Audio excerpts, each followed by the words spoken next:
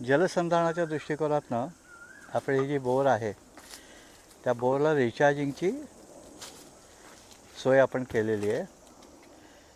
दर वर्षाने किंवा 2 वर्षांनी आपण ती रिचार्जिंग केलेली जागा त्याच्यामध्ये वाळू आणि खडी असं घालून केसिंग पाईपाला भोकं पाडून आतमध्ये पाणी द्यायला अशी रचना केली. आता त्याच्यामध्ये इथून परिसरामधनं वरच्या बाजूने येणारं इथे बांध आहे आणि इकडनं येणारं पृष्ठभागावरचं पाणी हे सगळं पाणी ह्याच्यात जमा होतं आणि गाळून डायरेक्ट केसिंग पाईपच्या आत जातं.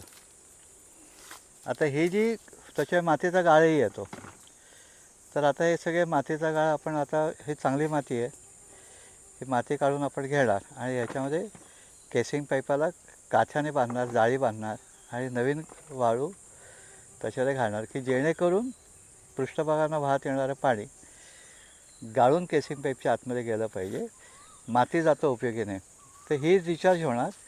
इथेच बाजूला आपण दुसरी बोर केलेली आहे तर त्याचे पाण्याचे जे पोकळ्या आहेत मातीमधल्या त्या पोकळ्यांमधनं तो पाणी जमा होणार आणि या बोरला मिळणार आणि हे सगळं उंबराच्या खाली आहे. तर हे रिचार्जिंगची व्यवस्था जी आहे ती साफ करणं हे गरजेचं असतं. आता यावर्षी हवामान खात्याने जो अंदाज दिलेला आहे की पाऊस कमी पडेल, तर आपल्याला बोरचं पाणी रिचार्ज करणं, जर आपण बोरमधनं पाणी काढत असतो तर आपलं रिचार्ज करणं ही गरजेची गोष्ट आहे आणि ते आपलं कर्तव्य आहे. नाहीतर आपलं बोरचं पाणी आटून जाईल आणि आकाशातनं पडणारं पाणी हे नेहमी सॉफ्ट वॉटर ज्याला म्हणतात ते असतं आणि शुद्ध असतं. जमिनीतनं येणारं पाणी कधी जड असू शकतं, तसे आपलं जड पाण्याचं रूपांतर साध्या चांगल्या पाण्यात करायचं आहे. म्हणून आपल्याला त्याचं जे जडपणा आहे तो कमी करण्यासाठी पावसाचं पाणी जमिनीत मुरणं आवश्यक गोष्ट आहे.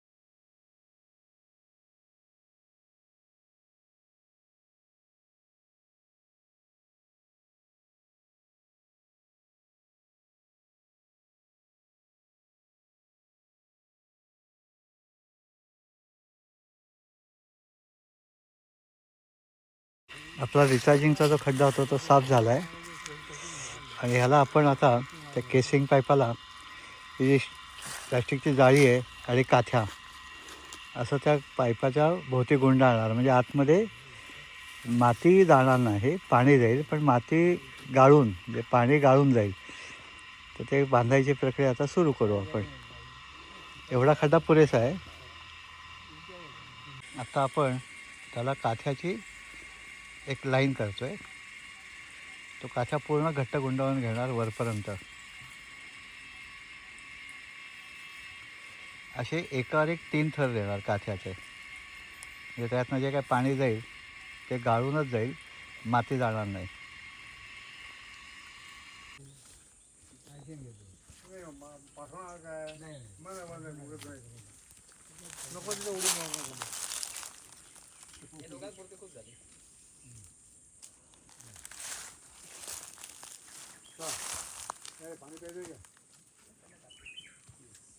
घट्ट काथ्या एकावर एक बांधला की त्या छिद्रामधनं पाणी जाताना ते गाळूनच जाईल. आपण काथ्या 3 पदर गुंडाळल्यानंतर त्याच्यावरती 2 पदर जाळी गुंडाळे, फाईन एकदम जाळी आहे आणि ती जे पावसाचं पाणी जमा होईल पाझरून किंवा वरनं, ते चांगल्या पद्धतीने गाळून आतमध्ये पाणी जमा होईल. ते म्हणजे थोडक्यात आतमध्ये माती जाणार नाही याची काळजी आपण घेतली आहे. आता या खड्ड्यामध्ये जाळी बांधून झाल्यानंतर आपण खडी, जाडी खडी, बारीक खडी आणि वाळू अशा पद्धतीने भरत भरत खड्डा वरनं 1 फूट रिकामा ठेवणार आणि वरचा शेवटचा थर 9 इंचाचा वाळूचा घालणार. म्हणजे वरनं जमा होणारं पाणीसुद्धा त्या खड्ड्यात जमा होणारं पाणी गाळूनच खाली जाईल आणि पूर्ण गाळून खाली गेल्यानंतर त्यातले बारीक मातीचे कणसुद्धा जाणार नाहीत आणि बोरमध्ये माती जाणार नाही.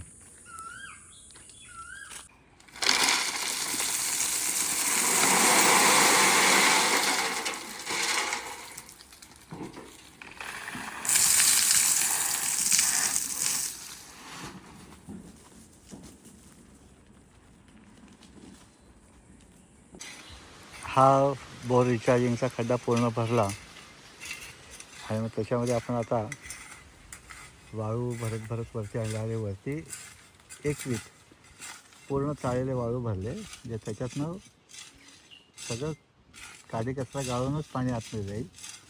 इथे कडेला बांध आहे, उंच आहे आणि या बाजूने येणारं सगळं पाणी, पृष्ठभागाचं पाणी, सरफेस वॉटर या खड्ड्यात जमा होईल अशी रचना केली आणि त्याच्यातनं गाळून त्या बोरमध्ये जमा होईल, डायरेक्ट ग्रॅव्हिटीत जाईल. आणि हे ग्रॅव्हिटीचं पाणी इथे शेजारी आपण दुसरी बोर केलेली आहे, त्याला ते पाणी मिळेल अशी रचना आहे.